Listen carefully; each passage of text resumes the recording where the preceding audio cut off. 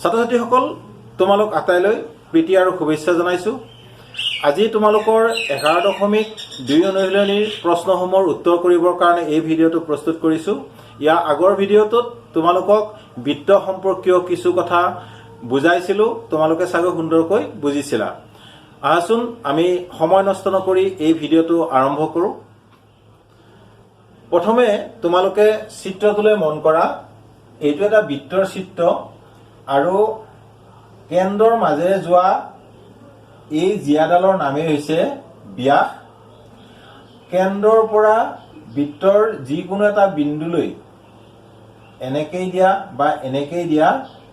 এই দূৰত্বখিনি কোৱা হয় ব্যাসাৰ্ধ। আকৌ গোটেই বাহিৰৰ ফালে যিটো আমি বৃত্তাকাৰ অংশ পাম বা বৃত্তাকাৰ যিটো ৰেখা পাম সেই ৰেখাটোক কোৱা হ'ব বৃত্তটোৰ পৰিধি আৰু এইটোক বুজোৱা হয় চিৰে। আমি জানো চি ইজুগেল টু 2πr, ইয়াত পাই ইজুগেল টু 7/22। এতিয়া আমি অংকলৈকে যাম। প্ৰথম অংকটো দিছিলে এটা বৃত্তৰ ব্যাস 28 সেন্টিমিটাৰ আৰু সেই বৃত্তটোৰ পৰিধিটো উলিয়াব লাগে, অৰ্থাৎ এইখিনি উলিয়াব লাগে। ইয়াত লিখিম ব্যাস সমান 28 সেন্টিমিটাৰ এতেকে ব্যাসাৰ্ধ সমান 28/2 সমান 14 সেন্টিমিটাৰ। বুজি পালা নিশ্চয় তোমালোকে? ব্যাসাৰ্ধ মানে হৈছে ব্যাসৰ আধা, গতিকে ব্যাস যদি 28 আছে 2ৰে হৰণ কৰিলে 14 সেন্টিমিটাৰ হ'ব। অৰ্থাৎ আমি এইটো কি পালো? আৰ পালো। এইটো সমান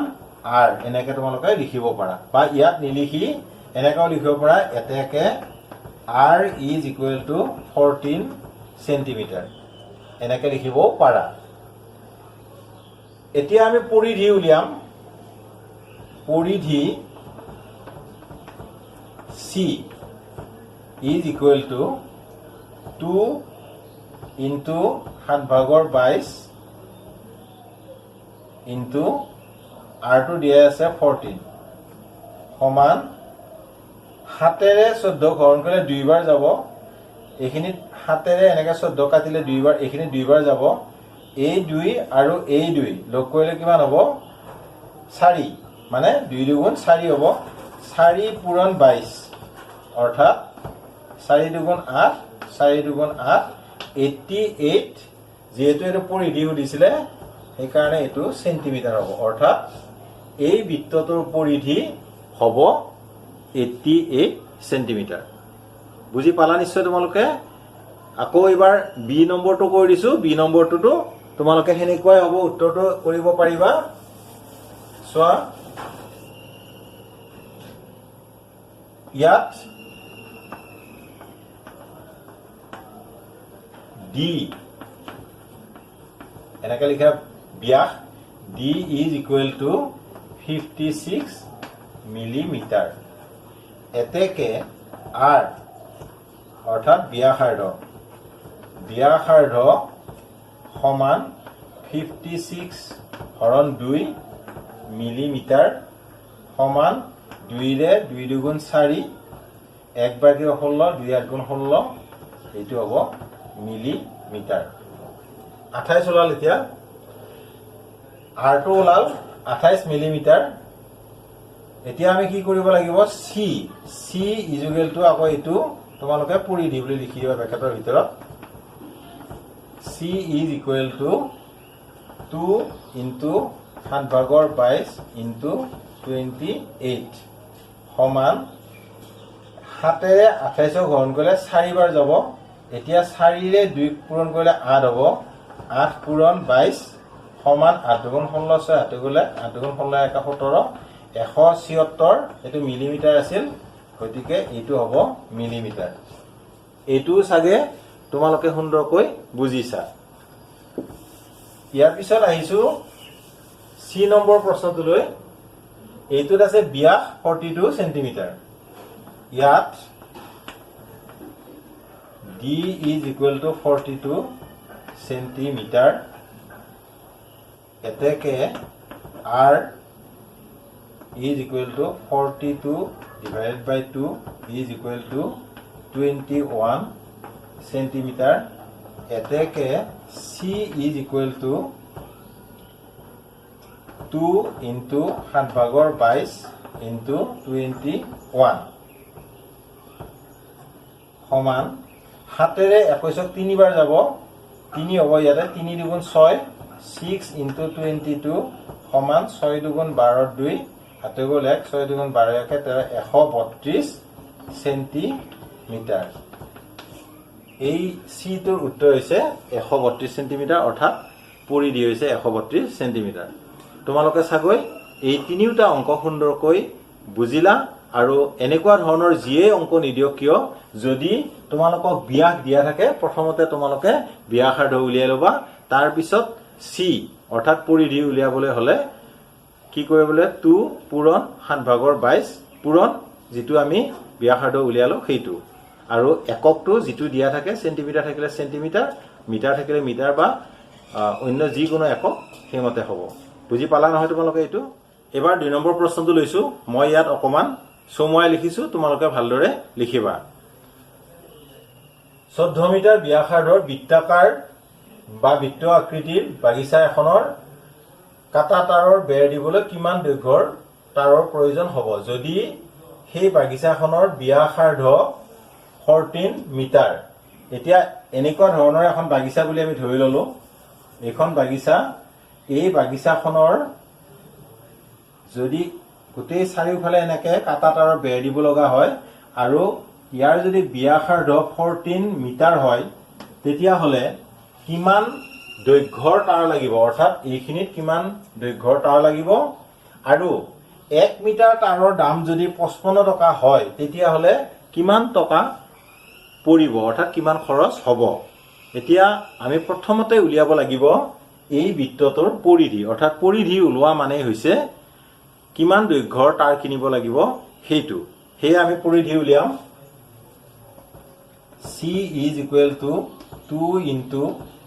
7 ভাগৰ 22 into r টো আছে 14 is equal to 7 এৰে 14 দুইবাৰ যাব গতিকে এটো 2 এ 2 দুগুণ 4 হ'ব 4 into 22 অৰ্থাৎ 7 দুগুণ 8 7 দুগুণ 88 এটো হৈছে মিটাৰ মিটাৰত আছিল অৰ্থাৎ 88 মিটাৰ হৈছে তাৰডালৰ দৈৰ্ঘ্য বা বেৰৰ দৈৰ্ঘ্য এতিয়া 88 মিটাৰ কিনুতে কিমান যাব যদি 1 মিটাৰত 55 টকা যায় 1 মিটাৰত খৰচ 55 টকা এতেকে 88 মিটাৰত খৰচ 88 into 55 টকা মই ওপৰত এটো লিখিব খুজিছো 88 ক 55 এৰে পূৰণ কৰি দিয়া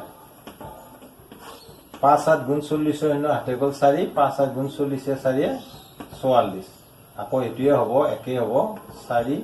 4 0 4 4 4 8 4 4840 টকা সমান 4840.00 টকা এইখিনি টকা গোটেই বেৰখনৰ খৰচ পৰিব এবাৰ মই 3 নম্বৰ প্ৰশ্নটো লৈছো 3 নম্বৰ প্ৰশ্নটোত তোমালোকক এটা চিত্ৰ দিছে সেই চিত্ৰটোৰ পৰিসীমা উলিয়াব কৈছে এটা পৰিসীমা মানে তোমালোকে বুজিছা ইয়াৰ পৰা আৰম্ভ কৰি এনেকৈ আহি আকৌ ইয়ালৈকে আহিলে যিখিনি হ'ব সেইটোৱে হ'ব এই চিত্ৰটোৰ পৰিসীমা প্ৰথমতে আমি চাও ই এটা যেটো অৰ্ধবৃত্ত হৈ আছে এইখিনি কিমান হয় চাও দূৰত্ব অৰ্থাৎ আমি লিখিব পাৰো c is equal to 2 pi r বা c by 2 is equal to 2 pi r by 2 মানে মই এইটো কথা তোমালোকক বুজাব বিচাৰিছো এইটো যদি এটা বৃত্ত হলেতেন ইয়াৰ পৰিধি হলেতেন c is equal to 2 pi r কিন্তু যেহেতু অৰ্ধবৃত্ত সেই কাৰণে পৰিধি হৈছে c by 2 অৰ্থাৎ ইয়াৰ আধা হে c by 2 is equal to 2 pi r by 2 বা c/2 ইজ ইকুৱেল টু 2 আৰু 2 কেনসেল হ'ব পাই r বা c/2 ইজ ইকুৱেল টু পাই মানে 7/22 আৰু r মানে হ'ব এইখিনি যেটো 10 আছে r মানে 5 হ'ব বা c/2 ইজ ইকুৱেল টু এটো 7/5 দুগুণ 10 ৰ হাতে গুলাক 5 গুণ 10 একে 11 হাতেৰে 110 হৰণ কৰিলে 7 দুগুণ 7 এগুণ 7 আৰু ইয়াত হ'ব 7 4 11 40 7 5 গুণ 35 5 দশমিক দিলো 0 হল 7 7 গুণ 49 10 লগত থাকিল 1 দশমিক দিয়া আছে 0 7 এগুণ 7 অৰ্থাৎ আমি এটো পালো c/2 is equal to 15.71 মানে ইয়াৰ পৰা ইয়ালৈকে দূৰত্ব এইখিনি দূৰত্ব হল বা পৰিধি হল 15.71 আকৌ এইখিনি আছে এইখিনি আৰু অংক কৰিবই নালাগে দিয়াই আছে আমাৰ 10 সেন্টিমিটাৰ এতেকে চিত্ৰটোৰ ওপৰত দেখিছো তোমালোকে হয়তো তলত নেদেখিব পাৰা এতেকে চিত্ৰটোৰ পৰিসীমা 15.71 plus 10 সেন্টিমিটাৰ সমান কিমান হ'ব 25.71 সেন্টিমিটাৰ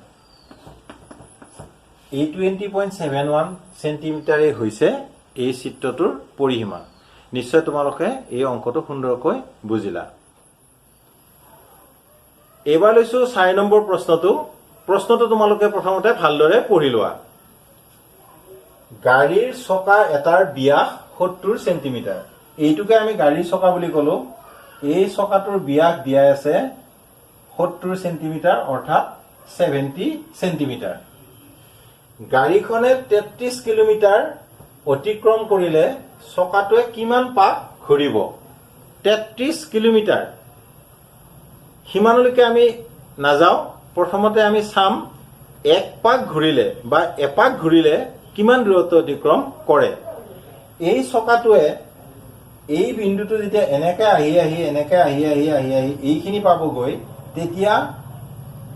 চকাটোৱে যিমানখিনি ৰাস্তা আহিব সেইখিনিকে কোৱা হ'ব ইয়াৰ পৰিধি বা এপাকত যিখিনি আহে সেইখিনি হৈছে চকাটোৰ পৰিধি আমি চকাটোৰ যেতিয়া পৰিধি উলিয়াম তেতিয়া এপাকত কিমান আহে ওলাব বুজি পালান আপোনালোকে নিশ্চয় প্ৰথমতে কি উলিয়াব লাগিব চকাটোৰ পৰিধি ওলালেই আমি বুজিম যিমান পৰিধি হ'ব সিমান এপাকত চকাটোৱে ঘূৰিব বা সিমান ঠাই যাব ঠিক আছে তোমালোকে বুজিছা হেয়ে মই এতিয়া কি কৰিম প্ৰথমতে চকাটোৰ পৰিধি উলিয়াম চকাটোৰ পৰিধি উলিয়াবৰ কাৰণে আমাক লাগিব চকাটোৰ ব্যাসাৰ্ধ এতিয়া যেহেতু এই গোটেইখিনি দিয়া আছিল 70 বা 70 সেন্টিমিটাৰ ব্যাসাৰ্ধ নিশ্চয় হ'বগৈ 35 সেন্টিমিটাৰ হেয়া আমি চকাটোৰ ব্যাসাৰ্ধ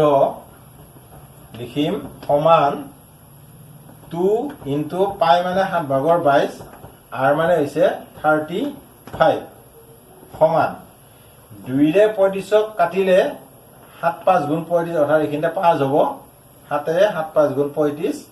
অৰ্থাৎ কি হ'ব 5 পূৰণ 2 10 হ'ল 10 পূৰণ 22 কি হ'বগৈ 2 2 0 অৰ্থাৎ 22 ৰ এটা শূন্য পূৰণ হ'ব এইখিনি সেন্টিমিটাৰ আহে মানে চকাটোৱে এপাক ঘূৰিলে কিমান আহে 220 সেন্টিমিটাৰ হেতু বুজিলা তোমালোকে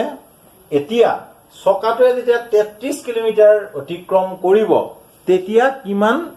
পাক ঘূৰিব অৰ্থাৎ আমি গম পালো যে 220 সেন্টিমিটাৰ ঘূৰোতে হি ঘূৰে এপাক এতেকে 33 কিলোমিটাৰ যিমান সেন্টিমিটাৰ হয় হিমানখিনি ঘূৰোতে কিমান ওলাব আমি চাম লিখিম ইয়াতে এতিয়া 33 কিলোমিটাৰ সমান 33 ইনটু তোমালোকে জানা 1 কিলোমিটাৰত 1000 মিটাৰ হয় গতিকে 1000 দি পূৰণ কৰি দিয়াৰ লগে লগে এটো কি হৈ গ'ল মিটাৰ হ'ল অৰ্থাৎ 33 লগত 1000 পূৰণ কৰিলে যিমান উত্তৰ ওলাব সেইটো মিটাৰ হ'ব আকৌ সেইটোক যদি আমি 100 ৰে পূৰণ কৰি দিও আমি জানো 1 মিটাৰত 100 সেন্টিমিটাৰ তেতিয়া গোটেইখিনি গুচি যাবগৈ সেন্টিমিটাৰ হেয়া আমি এটো লিখিম 33 1 2 3 4 5 1 2 3 4 5 ইমানখিনি সেন্টিমিটাৰ ইমানখিনি সেন্টিমিটাৰ মানে 33 কিলোমিটাৰ ৰাস্তাত হিমানখিনি সেন্টিমিটাৰ হয় এতিয়া 220 সেন্টিমিটাৰ যাওঁতে ঘূৰে এক বাৰ অৰ্থাৎ 220 সেন্টিমিটাৰ যেতিয়া চকাটো ঘূৰে তেতিয়া এবাৰ ঘূৰা হয় তোমালোকে হেতু বুজিলা এতেকে 1 সেন্টিমিটাৰ যাওঁতে ঘূৰে 220 ভাগৰ 1 বাৰ আমি এতিয়া পাইছিলো 33 আৰু 5টা শূন্য 3 4 5টা শূন্য অৰ্থাৎ ইমান সেন্টিমিটাৰ যাওঁতে ঘূৰে 220 আৰু ওপৰত হ'ব 33 1 2 3 4 5 5টা শূন্য সমান এতিয়া এইখিনিক আমি কটাকটি কৰিলে কিমান হ'ব 3 3 1 2 3 4 5 আৰু তলত 2 2 0 0 আৰু 0 কাটিলো 11 ৰে 11 দুগুণ 22 আৰু 3 11 33 অৰ্থাৎ 1 2 3 4 1 2 3 4 এইকেইটা শূন্য হ'ব আকৌ 2 ৰে 15 দুগুণ 30 আৰু 3টা শূন্য হেয়া পালো আমি এটো 15000 বাৰ অৰ্থাৎ সেই চকাটোৱে যেতিয়া 33 কিলোমিটাৰ ৰাস্তা যাব তেতিয়া 15000 বাৰ চকাটোৱে ঘূৰিব তোমালোকে নিশ্চয় এটো সুন্দৰকৈ বুজিলা এবাৰ মই 5 নম্বৰ প্ৰশ্নটো লৈছো এই প্ৰশ্নটো মই সম্পূৰ্ণকৈ বোৰ্ডত লিখা নাই কেৱল মই বুজি পোৱা ধৰণে মই লিখিছো তোমালোকে কিতাপৰ পৰা প্ৰশ্নটো চাই লবা ইয়াত দুটা বৃত্তৰ কথা কোৱা আছে এটা বৃত্তৰ ব্যাসাৰ্ধ দিছে 84 সেন্টিমিটাৰ আৰু এটাৰ 91 সেন্টিমিটাৰ আমাক কৈছে কোনটো বৃত্তৰ পৰিধি ডাঙৰ আৰু কিমান ডাঙৰ তোমালোকে দেখিয়ে বুজিছা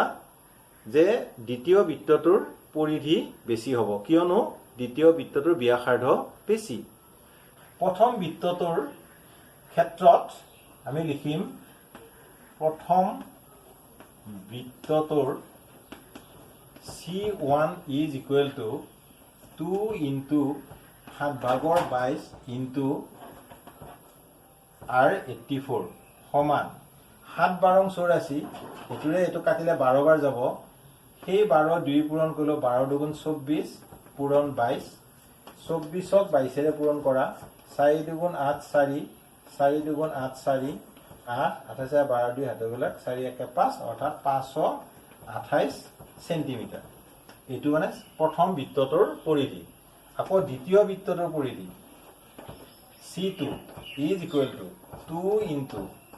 7 ভাগৰ 22 into 91 আছে এটো সমান 7 ৰে 7 ৰং 91 13 বাৰ যাব 13 ৰে 2 পূৰণ কৰিলে 13 দুগুণ 26 হ'ব পূৰণ 22